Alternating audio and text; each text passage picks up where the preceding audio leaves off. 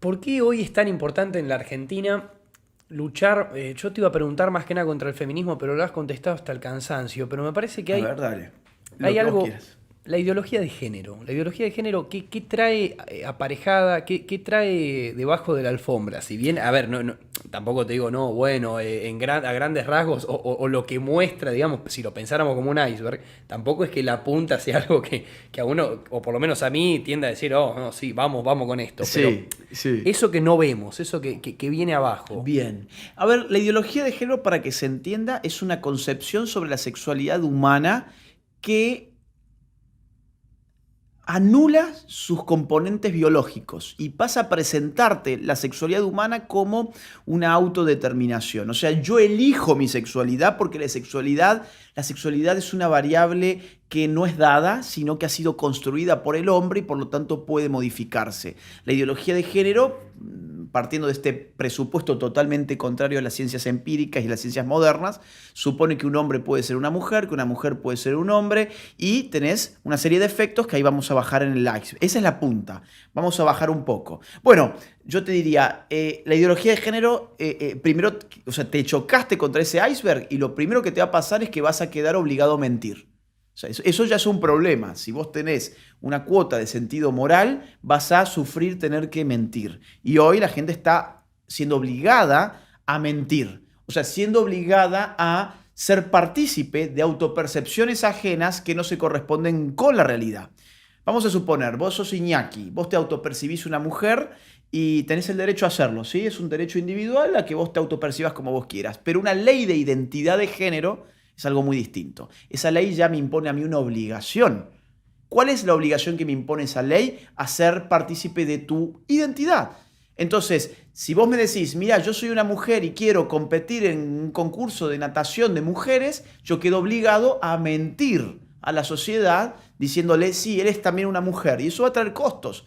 Por ejemplo, a las mujeres que van a nadar en contra tuyo, que muy probablemente les puedas ganar porque hay una diferencia biológica en favor del hombre para ciertos deportes como es la natación. Este ejemplo no es un invento, lo hemos tenido hace algunos meses nada más, con un campeón de natación femenina Campeón. campeón, o sea, un hombre que no ganaba cuando competía contra los hombres, si no le iba muy bien, pero se pasó 462 en el ranking. 462 y ahora está en el ranking, en el puesto Número uno, Lía número Thomas. 1, cuando pasó a competir con mujeres. Entonces ahí ya tenés un problema primero que nada de verdad, ¿sí? O sea, yo estoy obligado a mentir.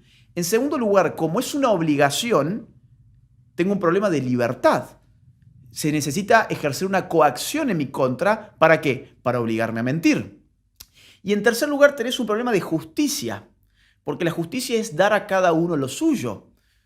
Yo le quiero dar a las mujeres la posibilidad de competir entre ellas en un campeonato de mujeres. Es justo el reglamento del campeonato de mujeres porque hay una igualdad relativa de condiciones. Cuando yo miento y coarto la libertad, genero una injusticia que termina cristalizando en este ejemplo que acabamos de dar, que podríamos dar un montón de otros ejemplos mucho más complicados. En Córdoba, hace 2 años, un preso que estaba preso por golpear a mujeres. Arruinas la entrevista, no puede ser que hable. Me adelantas todo. Ah, Tal ok, cual. adelante, No, adelante. Vamos, dale, vamos, dale, vamos. por favor. Es más, te digo, Vos escuchá. cortame cuando me cortes porque No, yo, pero digamos, puedo irme por las ramas. entrevistarte sos un libro abierto, es impresionante. Justamente te iba a preguntar. Bueno, se estuvo hablando mucho sobre el narrador Lía Thomas. ¿Qué opinión tenía? Ya me la diste. Y por último, sobre este preso. Había dos casos, acá me adelanté. Uno sobre un caso en el cual se le redujo la condena, digamos, porque al autopercibirse mujer ya no hay más violencia de género. Y otro de un preso que violó a dos mujeres y las embarazó. Sí, en Córdoba, ¿Sí? en mi ciudad. Es una cosa, es una locura. Que haya una ley que te diga que el sexo depende de la... Porque definitivamente, a ver, ellos se escudan diciendo, no es el sexo, es la identidad de género. Claro. Ok, pero el efecto social es el mismo que vos medías que el sexo. Claro. Es decir, en Salta hay otro caso de un tipo que se jubila 5 años antes porque cambia de identidad de género frente al Estado. O sea, el efecto práctico, vos lo llames identidad de género o lo llames lisa y llanamente sexo, es el mismo. Entonces, es una locura. Esto se convierte a la postre en un riesgo para la mujer. ¿Por qué? Porque queda expuesta a ser expropiada de sus espacios, de sus contextos y de su feminidad, que era una cosa única. Vos fíjate que hoy aparte hay una especie de, digamos, transformación en curso. Hay un filósofo muy en boga hoy, un surcoreano que se llama Byung-Chul Han, que el tipo habla del infierno de lo igual. Estamos viviendo el infierno de lo igual. El hombre cada vez está más emasculado, más amanerado, más afeminado, y la mujer está cada vez más masculinizada, más imitadora de aquello que dice que quiere combatir, y vos tenés un infierno de lo igual porque los sexos que enriquecían la distinción hoy se parecen demasiado. Y entonces toda la relación se empobrece, la relación entre los sexos se empobrece significativamente. Y en casos extremos hay una usurpación. La usurpación de un preso que termina en una cárcel con mujeres, violando a las presas. A mí me avisaron de ese caso en Córdoba, antes de que el ataque se hubiese generado. Y me avisaron, ¿sabes quién? Bueno, yo obviamente no voy a dar ningún nombre, pero me llamó una persona que trabajaba en el Polo de la Mujer, que es un órgano estatal feminista. Sí. Y me dijo, mira, dice, yo estoy en el extremo opuesto, yo trabajo acá, pero no sé a quién más llamar, porque está pasando esto. Nos avisaron de la cárcel de Bower que pasaron a un preso a la cárcel de mujeres y él estaba preso además por haber golpeado mujeres, por lo que llaman violencia de género. Y ahora hay una situación, dice, que ya no sé qué hacer porque acá dentro de mi misma organización nadie quiere tomar el caso y bueno, yo necesito que esto se filtre por la prensa para ver si podemos generar una presión. O sea, me buscó a mí como aliado. Claro. Digo, no fue a buscar un aliade, no fue a buscar un bobo que habla lenguaje inclusivo. Vino a buscar a un misógino. Claro, en el fondo, un tipo de la extrema derecha. A un tipo de la extrema derecha que odia a las mujeres, un misógino. Me vino a pedir ayuda porque sabía que las mujeres que estaban presas en esa cárcel estaban en peligro y que todos esos aliados no le iban a resolver absolutamente nada porque seguramente lo iban a apañar. Es que lo apañaron. ¿Sabés cómo lo apañaron? Por omisión. Claro. Porque no hicieron ni dijeron nada. Y esperaron los medios de comunicación a los cuales yo también les informé de esto y no levantaron la noticia. Esperaron hasta que dejaran embarazada a una reclusa para recién contarnos el final trágico de la historia. Como siempre, igual que siempre, digamos, las cosas la noticia suele llegar tarde. Sí, llega tarde. Un poco con esto en línea, a mí me pasó que lo primero en lo cual me senté a pensar fue cuando nos empezaron a decir que la mujer no era, digamos, no tenía por qué tener tetas ni vagina, pero que si una persona transgénero quería de alguna manera transicionar a ser una mujer, nosotros debíamos pagarle el tratamiento. ¿Pero qué tratamiento? El tratamiento justamente de modificación de sus partes genitales y de sus pechos. Lo que no te hace pensar que es una constante, porque una cosa es que las cosas estén mal, o a nosotros nos parezcan que están mal, y otra es que el mismo argumento se ponga en tela de juicio todo el tiempo, siendo redundante en lo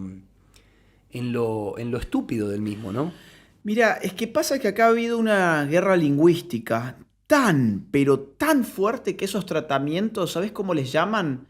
Reafirmación. Y a un psicólogo que recibe libre y voluntariamente a un paciente que tiene disforia de género y supongamos que el psicólogo, en vez de mandarlo a rebanarse los genitales, trata de armonizar su percepción con su cuerpo, su autopercepción con su cuerpo, eso le llaman tratamientos de conversión. O sea, esto es increíble porque esto ha llevado a tal extremo de que en ciertos países ya hay legislaciones que le prohíben a los psicólogos ayudar a personas con disforia de género que quieren un tratamiento alternativo que no sea pasar por el bisturí. Y están en todo el derecho de tenerlo. Más aún, hoy hay disidencia transexual, de verdad, no esa disidencia trans que goza de los dineros de George Soros y de las palmadas en el hombro de la ONU. Yo me refiero a disidencia transexual de transexuales que después de haberse sometido a toda esa maquinaria quirúrgica no han encontrado el resultado que les habían prometido, que era ser una mujer, porque ser hombre o ser mujer no depende de un bisturí. Y esas personas hoy están totalmente en guerra contra la ideología de género. Solo que, ¿sabes qué? Volvemos a lo del inicio. No aparecen en los medios de comunicación y van a aparecer más. Yo una vez estuve en PPT. Yo estaba ya que estamos en un podcast, me atrevo a contar algunas anécdotas. Más vale. Pero tienen que ver con esto. Yo estaba en España dando conferencias. Estaba ese día en Murcia. y compartíamos un evento con Vox, un meeting de Vox, y después había una cena con gente también de Vox. Para mí era muy interesante estar ahí. Y sin embargo me llaman ese día de PPT, el programa de Jorge Lanata, me dicen, queremos hacerte una entrevista hoy porque vamos a sacar un tema sobre la ESI y sobre la cuestión del género. Yo le digo, mire, yo estoy ahora en España, hay mucha diferencia horaria entre España y Argentina, no voy a poder, tengo una cena en esa hora, va a ser imposible. No, pero por favor, yo le pasé contactos de otra gente que maneja el tema. No, queremos que seas vos. Jorge quiere que seas vos, te la juegan así. Quiere que seas vos. Y bueno, finalmente digo, mira, esto puede ser una oportunidad, ¿viste? Porque Además era, digamos... PPT era el programa más visto, además. Sí, sí, sí. Y ves, pero cuando yo me he orientado por esos criterios, me he orientado mal, por eso vuelvo al principio. Y entonces le dije que sí. Tuvimos la entrevista fue de 1 hora por lo menos. Yo tuve la intuición de que debía filmar eso. Puse mi celular, era la entrevista desde la computadora, y puse el celular que filmé toda, tipo selfie, toda la entrevista. Olfateaba que algo podía salir mal, fue como un sexto sentido. Y después pasaron el programa de esa hora que yo les dediqué a ellos, tomaron solamente 5 segundos, contados por reloj. Y yo me pregunté, ¿por qué será que no pusieron nada más? Claro, es porque todo el programa se dedicó a hablar de un niño trans, un chiquito de 7 años llamado Tiziano, que ahora se llamaba Tiziana, y que era de Salta, y era todo el programa llorándolo, porque qué bueno que el chico de 7 años ahora era una nena. Y yo en mi intervención lo que había dicho en esa entrevista es que eso suele ser producto de padres abusivos que no quisieron un niño, que quisieron a una niña y le meten en la cabeza de cualquier forma posible de que él pertenece a otro género. Lo deconstruyen los propios padres con una violencia sexual difícil de narrar. Y nada de eso habían puesto, claro, porque entraba en choque con la línea editorial del programa que te quería hacer llorar de la felicidad porque ese niño era una niña. Cuestión que a la semana siguiente aparecieron los hermanos de este chiquito, de 15 y 16 años, los hermanos contando de que ellos habían tenido que escapar de su casa porque su madre los homosexualizaba y los quería vestir de mujer y trasvestir, etc. O sea, había ahí un buen análisis y un diagnóstico mío que no fue publicado de la misma forma que no fue publicada ninguna rectificación sobre la basura periodística que habían publicitado allí. Entonces hay una presión muy grande, hay una confusión muy grande y hay muchos transexuales que terminan dándose cuenta de este engaño y esta instrumentalización también política que se hace de ellos, que están en nuestras filas y hay que darles la bienvenida y hay que ayudarlos y hay que invitarlos a militar con nosotros.